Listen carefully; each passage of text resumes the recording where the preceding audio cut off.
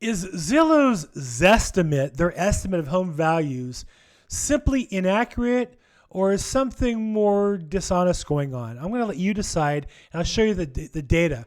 But first, let's get into the weekly real estate market update. Mortgage rates again went up over this past week, and in fact closed at an all-time high. I'm going to show you those numbers here. And again, if you want to take a look at past episodes, I talk about why the numbers you see reported are always late. And even though the news is reporting that we're below 7%, they're going to hit this number. This is the actual market price of where mortgages are today. And they closed Friday at a 20-year high of 7.16%. And so you're going to see the Freddie Mac, which was reported last week at 6.92%, that was a survey of prior week's activity. So just as time catches up, it's going to go up. Same with the MBA rate, the Mortgage Bank Association. There is also a survey that's 2-3 weeks behind. And so as the time goes forward, they're also going to crash 7. So watch all the news talk about closing above 7% unless the rates turn around. Now, if they stay where they are, it's inevitable. It's baked in the data. If the market changes, it will change. And again, in prior episodes, I talk about why that's so dishonest. But more importantly than all this is, how is it or is it affecting real estate values? Well, so far, it doesn't seem to be affecting values much at all. Let's take a look at inventory nationally. Inventory continues at almost record lows. The only year lower was last year during the pandemic. The current inventory is below 2 years ago, the first pandemic year, and record lows for non-pandemic period if we're out of the pandemic. And so in order for there to be a real estate crash or crisis, there has to be more homes than buyers for the prices to go down. That's simply not happening. I put a lot of thought in this. I think I've realized the reason it's different now in 2008 and 9 is back then, the housing industry was the cause of the recession. It was a bubble that burst in housing that hurt banks and caused the economic malaise of that time period. This is different. Housing values are being pulled down by inflation, by war in Ukraine, supply chain issues. All those factors are affecting housing, but the housing market is adjusting to the market along the way and has remained in equilibrium, though sales activity is down from the last 2 years, pre-pandemic period, and prices are not increasing as fast as they were before. They're still going up, and I'll take a look at that. But notice here how inventory still nationally is down low. Now in Los Angeles, in our MLS, take a look at the average sold per square foot, the dollar per square foot. This measures the value of the house in its rawest form. Just like gas prices have go up per gallon of gas, here in housing, the housing price per square foot you might buy has gone up to a almost record $619 per square foot. Now, this is a number throughout my MLS, so this covers a wide area.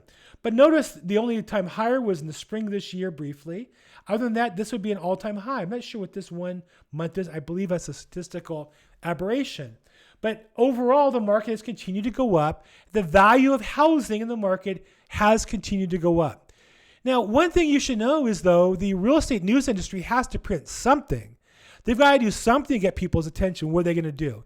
Well, they've been crying about a housing crash and crisis, and nobody is falling for that. It's true that in some pockets there are some reduced prices, and that number maybe is about a third of the United States. Prices are going down a bit, and 2/3 of prices are going up, and on average they're going up.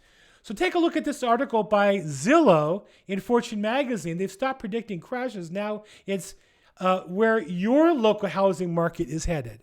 And so they have this kind of cool tool where you can take a look at your county and see are prices going up or down in your market based on the rest of it.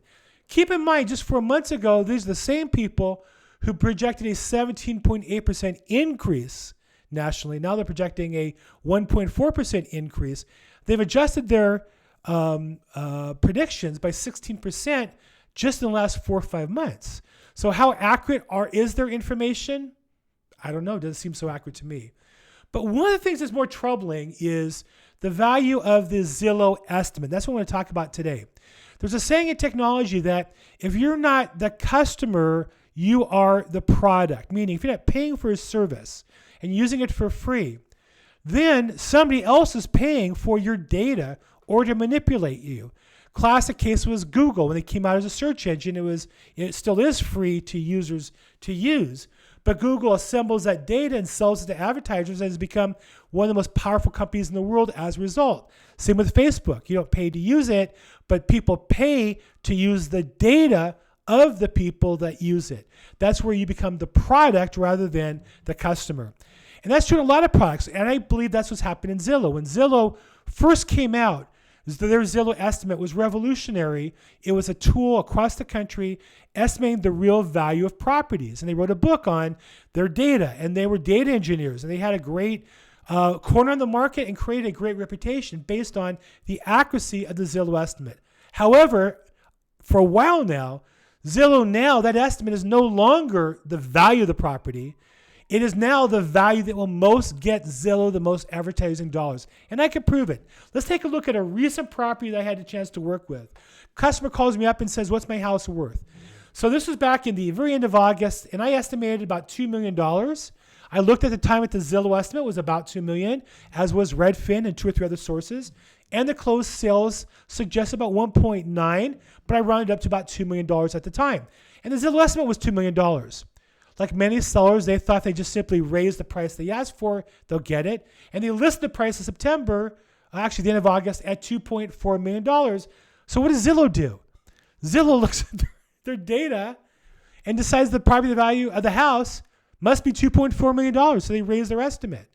They raised the estimate 17%. And the only thing that changed was the seller hoping to sell it for that number. There was no other data. Then 30 days later, the seller realized it's not going to sell for that. So they cut the price to $2.95 million, say 2.3 in round numbers. And so magically Zillow lowers their estimate to the same $2.3 million. Again, remembering that in August it was 2.044. So clearly the Zillow number isn't the value of the property. It's something related to what the seller's going to think. And what they don't want to do is have sellers upset and say, oh, that's Zillow, it's worthless. They want people to be impressed with their product. As a result, I believe the most important number in setting the Zillow estimate is what will sell advertising dollars for Zillow, not the value of the property. Now, do you disagree? Tell me, put in the comments below. Make your case. Prove me wrong. Show me an example where I'm wrong, where their estimate is actually accurate. But I would say right now, Zillow has more from being a data analytics company to primarily an advertising company, and I believe in the future, a real estate agency. So where does this leave us? As always, your situation is different than anybody else's. If it makes sense for you today in today's market to buy a property, if you can take advantage of the available houses, more available now maybe than in the peak market in the springtime. If you can get a buy-down loan and tailor your mortgage to get the best terms, negotiate the seller the best terms on a mortgage, and afford the property, great time to buy a house. Because in inflationary times, everything looks like it's going to go up. If it's time for you to sell a property, whether you're cashing out to invest or looking to relocate and it makes sense for you to do that, great time to sell. Low inventory means you can probably get a good price as well as negotiate the terms. The key is what's best for you. If you need help understanding your situation, give me a call, text me, email me. As always, I'm here to help you. And remember, as always, make today your best day ever. Thanks so much.